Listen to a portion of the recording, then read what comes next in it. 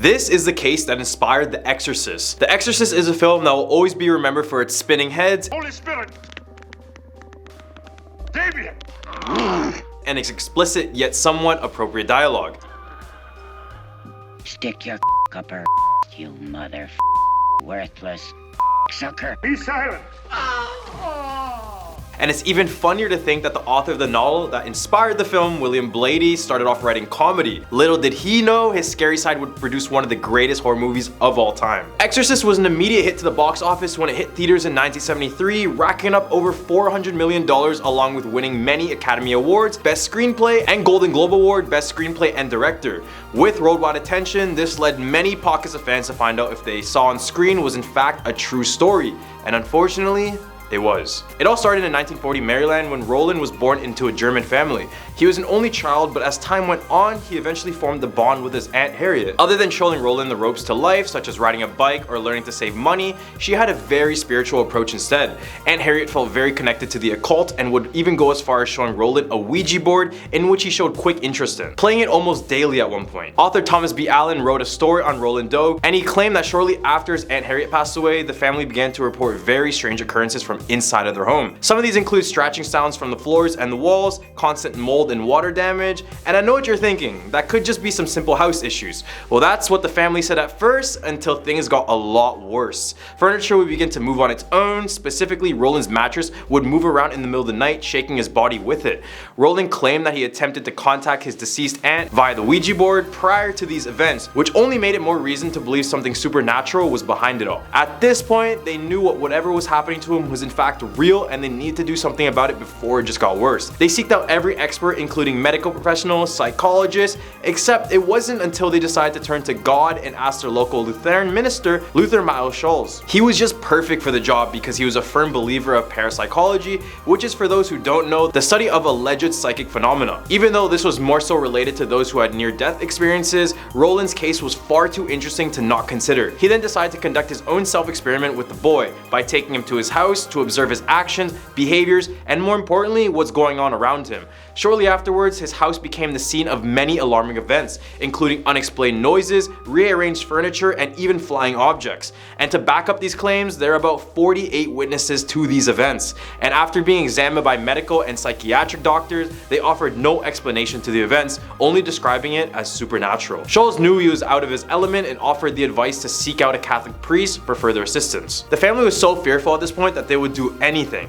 They weren't religious, but then they decided to have Roland baptized. Except even this would prove impossible. As he was being baptized, the priests were met with extreme rage, so they decided to stop altogether and just call it. They then went to the local Catholic priest, Father E. Albert Hughes, who just gave them some holy water and candles and just basically told them, yup, good luck guys. After realizing nothing was going to help Roland out and that his conditions were just worsening, they went back to the priest. This is when Father Hughes conducted an exorcism on Roland at Georgetown University Hospital, which is a Jesuit institution. During the exorcism, Roland managed to break free from his restraints and lash out at the priest's arm with a bed spring, causing the ritual to end abruptly. After this, the family then traveled out to St. Louis, Missouri in hopes of finding someone capable of helping Roland. One of Roland's cousins then spoke to his professors at the St. Louis University named Walter Halloran, who then contacted another priest by the name of William S. Boder. These priests agreed to see what's up, and after coming to one of the relatives' homes where Roland was staying, they concluded there was definitely something supernatural going on.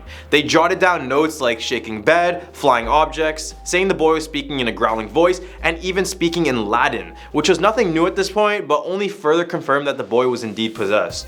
Bodern then went to the Archbishop in order to request another exorcism, in which he was granted. On the final exorcism at Alexian Brothers Hospital, Bodern, along with Father Halloran and Van Roo, took Ronald to deep waters. This is the event that the movie takes parts of because this is where things went from bad to worse. Father Halloran will report in his notes that the words evil and hell would appear on the teenager's body out of nowhere. When the priest called upon the saints of heaven for assistance, this is when they were called the mattress was violently shaken. And when they started to provoke the demon further, the possessed Roland lunged out at Halloran, breaking his nose completely. After a while, the priest called upon Saint Michael to expel Satan from his body. 7 minutes later, and Roland would come out of a trance-like state with his first words being, "He's gone." When they asked the boy what he's just experienced, he's claimed to see the vision of Saint Michael vanishing Satan on a great battlefield. However, this is all speculated. Reporters were also all over the case due to the sheer mystery of it all. When they interviewed Father Halloran, he said that Roland Doe Doe was saved and the devil had been expelled from his body. Now, how did the true story align with the movie, The Exorcist? Well, it all started thanks to this article in the Washington Post, which reported in August 1949 that priests have indeed performed an exorcism. However, this would only bring small attention as the article left out many details, including the specifics of the exorcism, the name of the subject, and any solid evidence backing up the claim. It wasn't until William Peter Blatty, the writer I mentioned in the beginning, wrote the novel, The Exorcist. He based the whole premise off the unofficial diaries kept by Father Halloran and Bodern, who were two of the three priests that were present during the exorcism in the first place.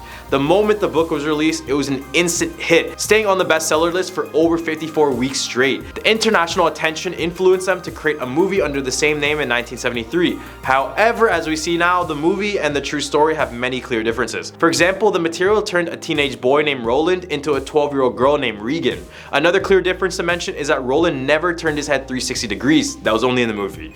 Roland did, however, curse profusely, vomit everywhere, gain scratches out of nowhere, and was even attempting to hurt the priest involved. So despite the movie not being one for one, they did enough to give justice to the true story. It wasn't until 5 years after the movie was released in 1978 when evidence started to convince the public further. Workmen demolishing part of the St. Louis hospital where Roland has stayed were removing furniture. In a locked room, they discovered an unofficial record of his visit tucked underneath a drawer. The document went into detail about those 4 nights the priest tried to exorcise Roland. Both the movie and the true story do have good endings though. Both victims eventually got the demon expelled and live out the rest of their lives.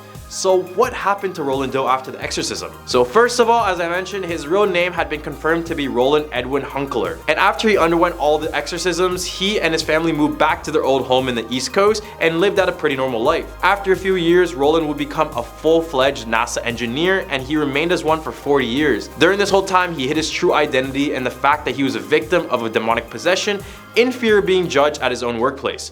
As a NASA employee, he had a lot to contribute as well. He helped patent a technology that allowed space shuttle panels to tolerate excessive heat, but apart from these advances, he would always be worried about his past being revealed. An unnamed source claimed, quote, "On Halloween, we always left the house because he figured someone would come to his residence and know where he lived and never let him have peace. He had a terrible life from worry, worry, worry." He would eventually retire at the agency in 2001, and 19 years later in 2020, he would pass away from a stroke. Shockingly, a priest arrived just before his death to give him his last rites, even though he never recalled asking for one. He just thought it was a sign from God and just took it. First of all, the church doesn't believe that every suspected case of demons or possession are true, and the Catholic Church does not fake exorcism. So for all you skeptics, the only reasonable thing to point out is if Roland Doe was acting irrationally, or was he actually possessed by the devil? Skeptic Joe Nickell wrote, quote, "Simply no credible evidence to suggest that the boy was possessed by demons or evil spirits, and maintains the symptoms of possession can be childishly simple to fake." Nickell dismissed suggestions that supernatural forces made scratchings or even markings or caused words to appear on the teenager's body in unreachable places. He continued saying, quote, "A determined youth, probably even without a wall mirror, could easily have managed such a feat. If it actually occurred, although the scratch messages proliferated, they never again appeared on a difficult to reach portion of the boy's anatomy. On one occasion, the boy was reportedly seen scratching the words hell and Christ on his chest by using his own fingernails." Nickell would release a longer statement saying, quote, "Nothing that was reliably reported in the case was beyond the abilities of a teenager to produce. The tantrums, trances, moved furniture, hurled objects, automatic writing, superficial scratches, and other phenomena were just the kind of things someone at Roland's age could accomplish, just as others have done before and since. Indeed, the elements of poltergeist phenomena, spiritual communication, and demonic possession, taken both separately and especially together as one progressed to the other, suggests nothing so much as role-playing involving trickery." He concluded by saying that Roland was nothing more than just an agitated teenager. Let me know what you guys think. Do you guys believe in the true story of Roland Doe, or was it just made for quick publicity? This is definitely one of those cases that will make you scratch your head and question what really went down in these hospital rooms. Also, what do you guys think about the movie? After hearing the true story, do you think they did a good job? I want to know all your thoughts in the comment section below. Thanks for watching Scary Urban Legend Spotlight. I'm your host Andrew, and I hope you guys have a scary day.